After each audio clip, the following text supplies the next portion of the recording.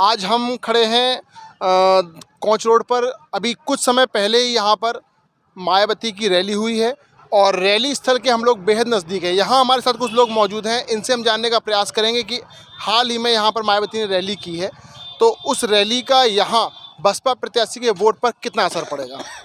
क्या नाम है आपका? BK पांडे।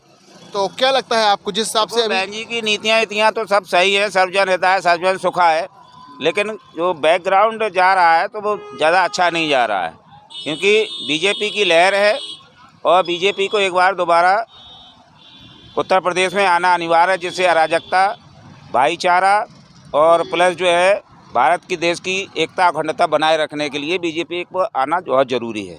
तो इनका कोई असर यहाँ पड़ता हुआ नहीं में तो कोई असर समझ में नहीं आ रहा है। और फिर हर दल बल का व्यक्ति होता है, वो अपने हिसाब से अपने प्रत्याशी के प्रति या जनता का जो रुझान है वो तो करना ही करना है उसको, ये है।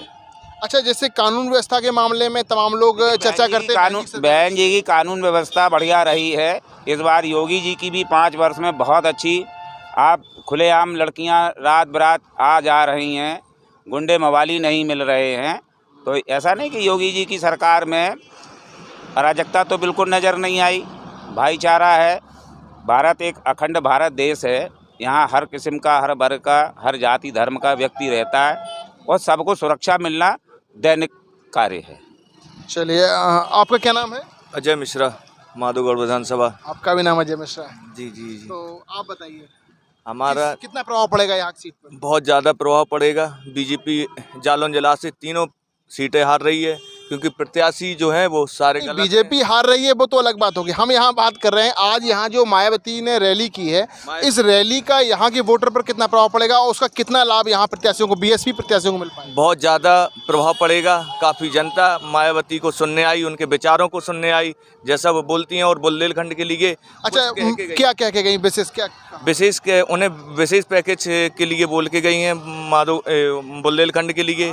खासकर उनने माधोगढ़ विधानसभा को आशीर्वाद ही दिया है हमेशा, और काफ़ी जनता आई। अच्छा, आप क्या करते हैं अभी? क्या कर रहे हैं अभी? हम यहाँ पे कोई पैसा प्राइवेट सप्लायर हैं, बालू गिट्टी का काम करते हैं। कोई रोजगार वैसा नहीं है, लेकिन अपना खुद का व्यापार करते हैं। और क्या लग रहा है आपको, बीएसपी की गवर्नमेंट आ पाएगी क्या? बिल्कुल आएगी, बिल्कुल आएगी। और मायावती जी पूर्ण बहुमत में आएंगी और सरकार भी बनाएंगी अपनी। अच्छा, क्या नाम है आपका? अशोक द्विवेदी। तो आपको क्या लगता है, जिस हिसाब से रैलियां हो रही हैं, इनका कितना असर पड़ने वाला है यहाँ उरई विधानसभा? मायावती का कोई असर नहीं होने वाला है यहाँ पे।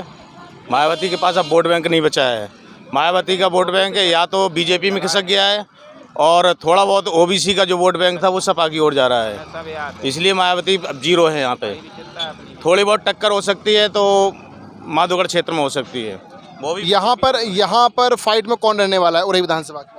बीजेपी और सपा की टक्कर होगी यहाँ पे। बीजेपी सपा की टक्कर, मतलब बीएसपी का प्रत्याशी कहीं नहीं है यहाँ पे। तो ऐसी क्या वजह है? बीएसपी का प्रत्याशी क्या मतलब सही नहीं है, क्या व्यवहार कुशल नहीं है, या क्या वजह? नहीं, लोग यहाँ पे अब जागरूक हो गए हैं।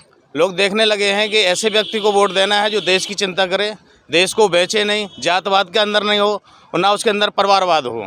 बीजेपी में ना तो कोई एक जात का काम चलता है वहाँ, जैसे किसी वर्ग का चल रहा हो, वर्ग का भी नहीं है, जात का भी नहीं है, सभी को समान देखते हैं वो। समझे ना? समान विश्वास, समान साथ रहता है, सभी के समानता के साथ व्यवहार किया जाता है। नहीं, लेकिन बीजेपी पर, सरकार पे भी बहुत सारे आरोप लगे हैं। रोजगार नहीं दिया है, बेरोजगार हैं, बहुत बेरोजगारी बढ़ी है, महंगाई भी बढ़ी है, पेट्रोल डीजल के भी दाम इन्होंने कम नहीं किए हैं। तमाम आरोप जनता ने यहाँ लगाए हैं, लगातार आरोपों की बौछार होती रही है। तो उसके बाद फिर भी आपको लगता है कि इस बार बीजेपी की सरकार आने वाली है? बीजेपी की सरकार फिर भी आएगी। मतलब आम आदमी संतुष्ट है? हाँ, आम आदमी संतुष्ट है। जितना गरीब तबके का व्यक्ति है उसको खुश रखा उन्होंने आवास दिए, उन्होंने शौचालय दिए, उन्होंने उज्ज्वल योजना चलाई है। इन योजना के तहत राशन, फ्री राशन भी दिया, कोई सरकार अभी तक नहीं दे पाई है। ये गरीब तबके को मिलना चाहिए था और वो आज भी दे रहे हैं। तो अखिलेश भी तो कह रहे हैं कि 300 यूनिट हम बिजली फ्री देंगे और सिंचाई के लिए बिजली फ्री देंगे, तमाम योजनाओं का, और अपने घोषणा पत्र में उन्होंने काफ़ी। अखिलेश एक लॉलीपॉप दे रहे हैं और वो कहीं दे ही नहीं पाएंगे। राष्ट्र के पास इतना पैसा नहीं है। जिस तरह से समायोजन जो बीजेपी कर रही है कोई देश नहीं कर सकता। कोरोना संकट में कितना पैसा खर्च हुआ है, एक वैक्सीन पर कितना खर्च होता है वो सब समायोजन करें। अगर और कोई सरकार होती तो इस तरह संभाल नहीं पाती जिस प्रकार से बीजेपी ने राष्ट्र को संभाला है। देश विदेश में जा कर के कई देशों में उन्होंने अपना नाम रोशन नहीं किया देश का, इसलिए बीजेपी के लोग आकर्षित हो रहे हैं। अच्छा, क्या नाम है आपका चाचा, बता? हमारा नाम महेश क्या नाम है? महेश शर्मा। तो आपको क्या लगता है कि यहाँ पर उरई विधानसभा में ये जो रैलियाँ हो रही हैं इनका कितना असर पड़ने वाला है? चाहे कुछ नहीं, यहाँ तो हर आदमी ने मन बना लिया है कि बीजेपी सरकार आना चाहिए और बगैर रिश्वत बिल्कुल पारदर्शी जो उन्होंने नौकरियाँ दी हैं, अध्यापक है, पुलिस है, सब पारदर्शी किया है। कोई भाई भतीजा नहीं चला है यहाँ। जो भाई भतीजा चलता था, एक बिरादरीवाद चलता था, ये कुछ नहीं हुआ है। बिल्कुल पारदर्शी नौकरियाँ मिली हैं, सब कुछ ठीक है। मतलब नौकरियों में कहीं भ्रष्टाचार वगैरह इसमें नहीं हुआ है? क्यों बेटा, क्या नाम है आपका, पता है? जोगेश यादव।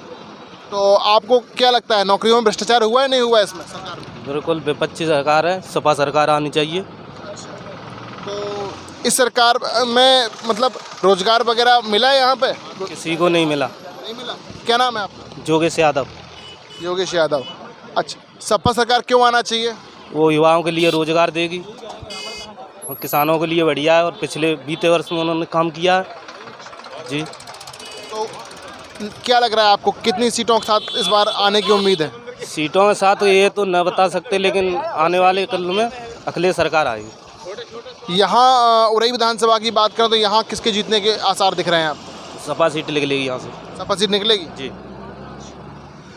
चलिए, अभी हम आपको और भी अपडेट देते रहेंगे, तो देखते रहिए हमारी चुनावी यात्रा। अभी के लिए इतना ही, नमस्कार।